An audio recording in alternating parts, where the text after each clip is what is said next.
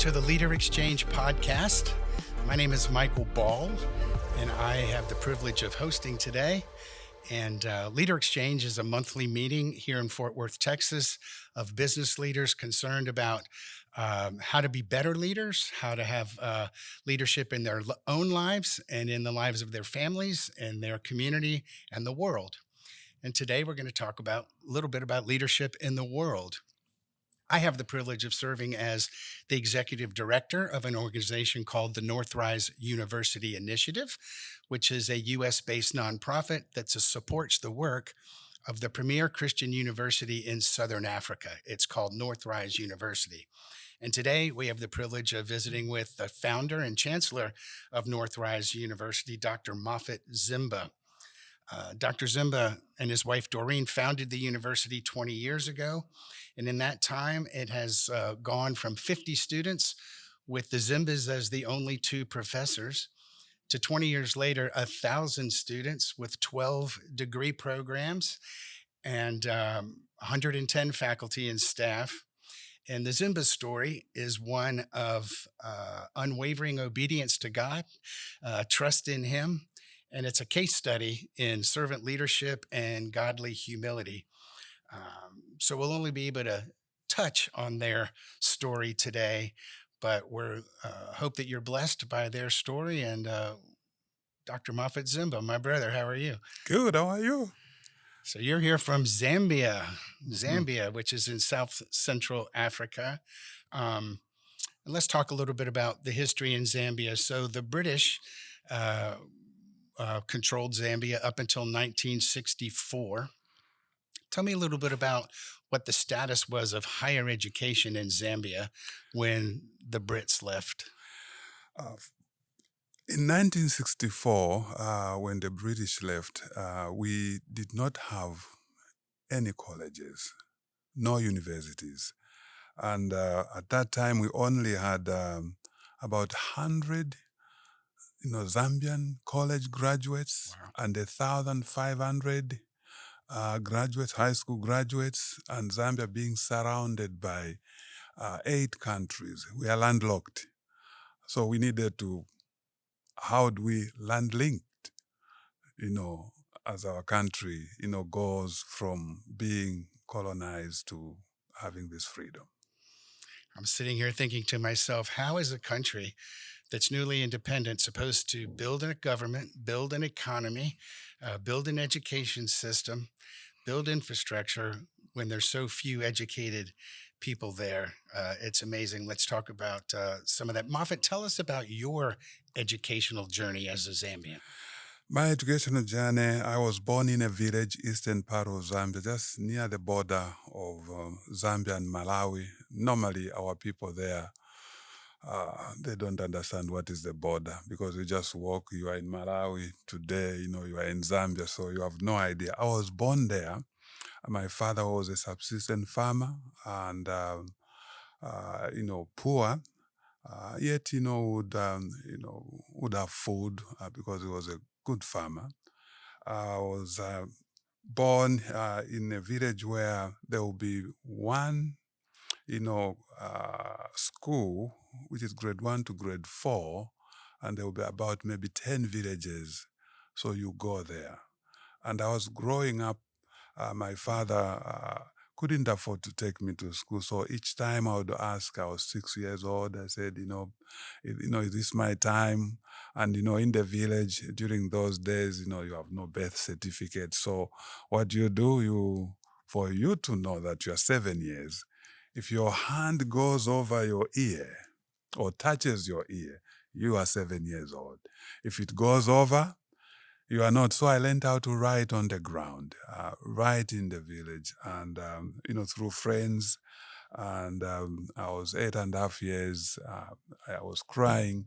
I really wanted to go to school. So he took me to my older brother, who was in Indola, which is about 18 hours bus drive from the village to the city of Ndola. So that's how I started my school in grade 1. I was just over 8.5 years old. So by the time you finished high school in Zambia, what were your educational choices at that time? At that time we had only two universities, public universities, and I couldn't go in. It was very competitive. You can imagine out of maybe 20,000 high school graduates eligible for university, only 1,000 will be taken. So it was very difficult. So in 64, when the British left, there were no universities in Zambia. Is that No correct? universities. So by the time you graduated in what, the late 70s, there were two, they had started two universities? Yes, by 65, 66, they opened University of Zambia. In the Great. early 70s, they opened Copperbelt University. So, Dr. Zimba, you're the founder of the first private university in Zambia and the first Christian university in Zambia. When did you get the idea to start a university? Well, when I gave my life to the Lord, and it was I was moving from one church to the other. They were just adjacent, and I remember we are kneeling down in this one church, and I hear them singing in another church. So what did I do? I just stood up. Something within me tells me just go visit. You don't visit churches during that time. So I went and visited. Lo and behold, was my day, because the sermon was taken from the book of Daniel, Daniel chapter 3, and it's a famous story of Meshach, Shadrach, and Abednego. They are in the fire. The fourth man is in the fire. As the sermon was going on, tears started rolling. I literally stood up. I didn't know the protocol, how you handle these things. I just stood up and started walking towards the front. One of the elders met me, says, "Young man, what's going on?" I said, "I need Jesus." He goes, "No, no, no, no. You have to let the man of God finish the sermon. Once it's done, he'll make an altar call. Then you can come in front." I whispered to him, I said, "I need Jesus like right now," because I was feeling as if my chest is going to burst. So I gave my life to the Lord. The Bible became living.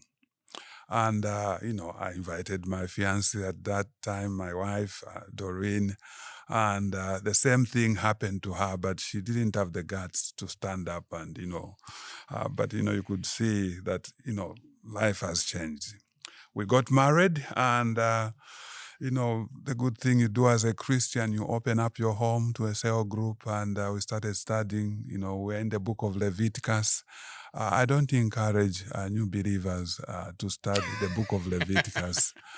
It's another book. It's tough one. Yeah.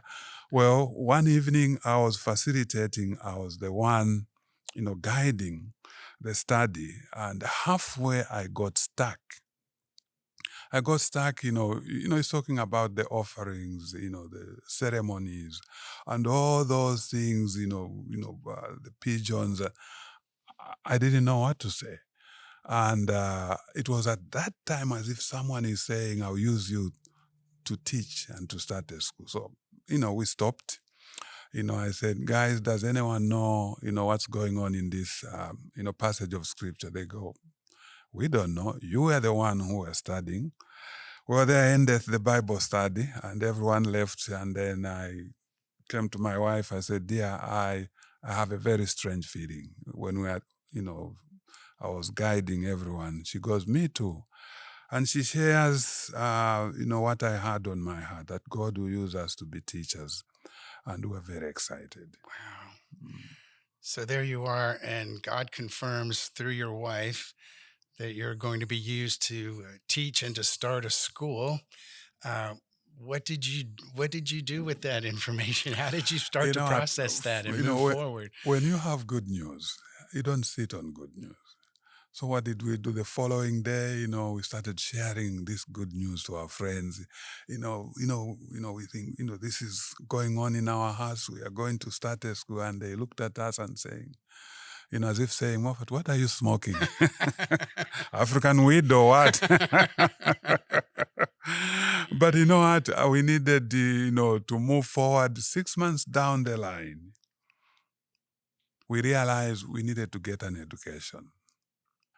At that time, I had accounting, background, and I was working as an accountant. But really, to start a school, you needed more than that.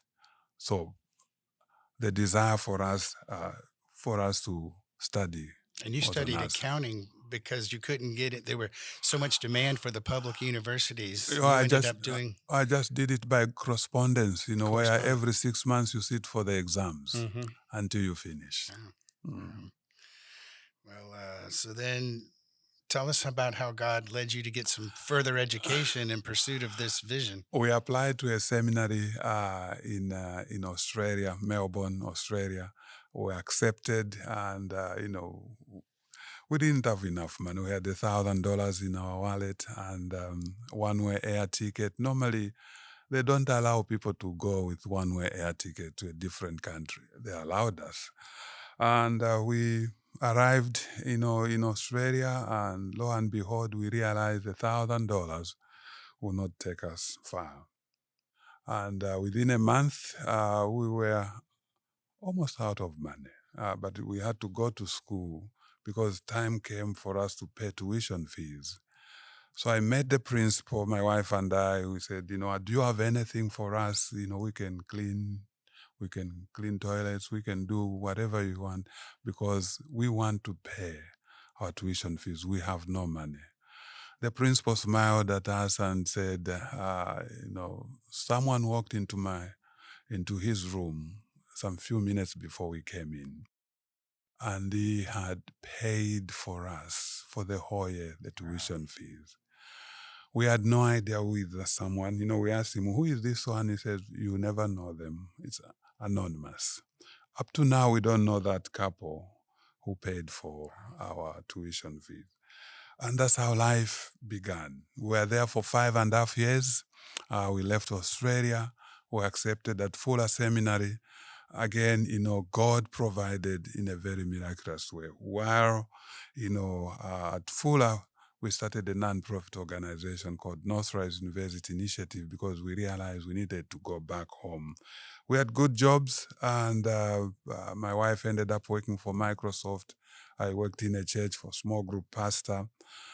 But because we had this desire on us, we decided we needed to go back. And, a few individuals, there were some investors who helped us, to buy a building. And we went back to Zambia. Wow. Mm. Moffat, so then this is pushing towards the year 2000, right? And there's still only 2 universities in the whole country, correct? At that time, Yes. there were 2 universities, and the reason being that they had to change the act, to change the law, to add private university. So we were the first ones to apply in 1999. It took almost 4 years for them to grant us status to be a university because they had to deliberate, the members of parliament, the cabinet ministers, to approve the law to add private university. That's how we started. And while there, we applied for land. We needed 30 acres of land. And it took 1 or 2 years. The government granted us 640 acres of land. We looked at 640 acres of land. We go, wow. Well, this is not our doing. This is No. God's doing.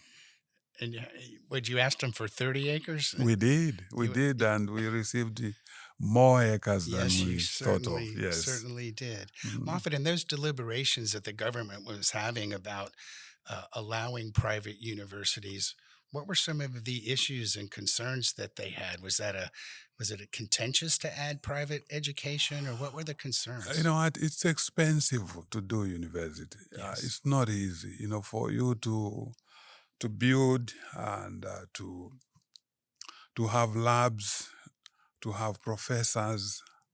They realized there's nothing, we didn't have money. And the more they asked us, I said, it's only my wife and I, we believe we can start. We have a desire, we have a passion. It took 4 hours interview with the Minister of Education Wow. for him to illustrate just the University of Zambia and Copperbelt University, how much They spend the budget just on operations. Later on, there's capital projects. So it was unbelievable. So in 2004, uh, we mentioned that you started classes with 50 students. They were studying IT and theology. And when you started those first classes, what were you thinking was what was your vision for the university at that sort of humble beginning? You know, our goal was, it's to train leaders. Knowing in Zambia, very hard to, for people to go to school. What an opportunity.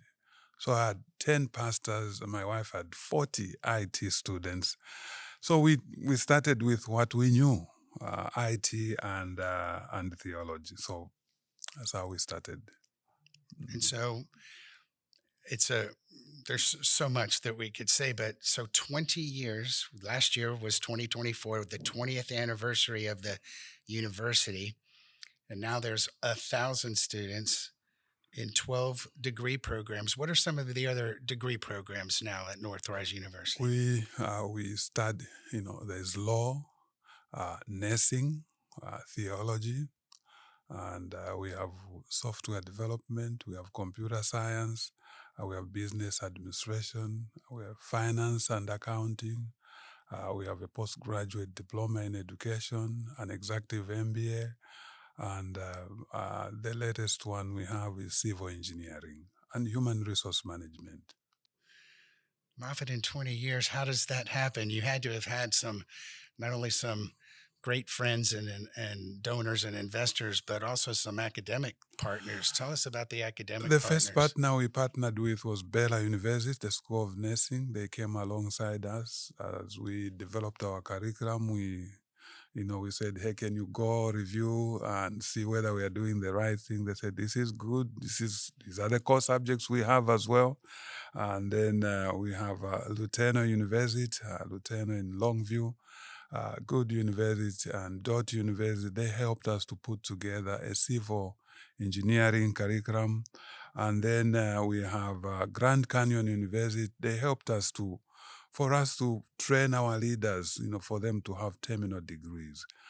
This university, we are still in touch. Bella Invest continues to send student nurses every year since 2012. So, Moffat, I know over here in the US, as the executive director of the initiative, Northrise University Initiative, we're raising funds for these students. And the university covers about 50% of its operating cost every year from tuition and fees from Zambians that can pay. But I know, just to give you some idea of the economies of scale for our listeners, a full year of tuition at Northrise for a commuter student is only $3,000, and it's $4,500 if they live on campus. So it is an unbelievable value proposition from Let me put that in perspective. For every one graduate from a Baylor, a TCU, a Wheaton, name your Christian school, there's about 10 or 12 Christian Zambian leaders that graduate at Northrise, which is amazing. Moffat, tell us I guess this summer will be the 1,000th graduate from the university. Mhm. What are our graduates at Northrise doing? What impact are they having on Zambia? Well, we have produced members of parliament. We have produced cabinet ministers. We have now the governor or the cabinet minister for Copper Belt is our graduate. We have, others who have been sent, into missions. Zambia High Commissioner in Canada, in Australia. And we have lawyers, not liars, lawyers, because Jesus is Lord. That's what we teach them. Justice is everything. And we have mining executives. We have people working in banks. We have church planters. Some have planted churches. Some have started community schools. Some are entrepreneurs, business people. Uh, the next 20 years, I can imagine how many leaders would have produced. Wow, that's amazing. Let's talk a little bit about your leadership role model.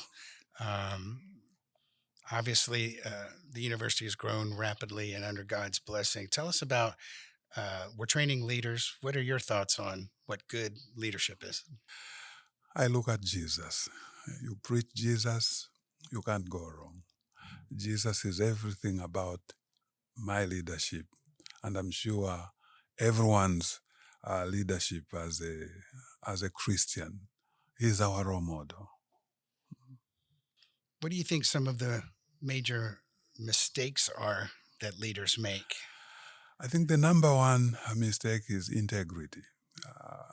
Be who you are, do things transparently, be faithful in what you are doing, trust the people you work with.